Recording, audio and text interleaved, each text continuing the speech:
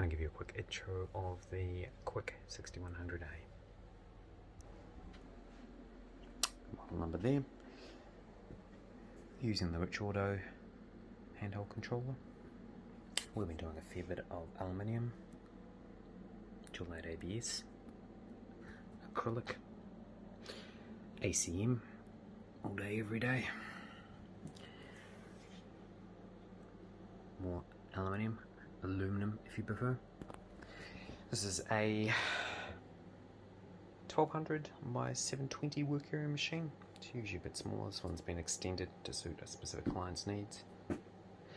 Got a 5 ATC tool changer on this one, 24,000 RPM water cooled spindle, and we are running the water cooling through a water chiller unit.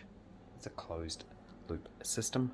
We're doing that to stop any contaminants that we tend to make on the machines getting into the water cooling system. That would be a disaster. So overall, this has been a very rigid, heavy machine. We're getting really good, accurate results off it. Really pleased.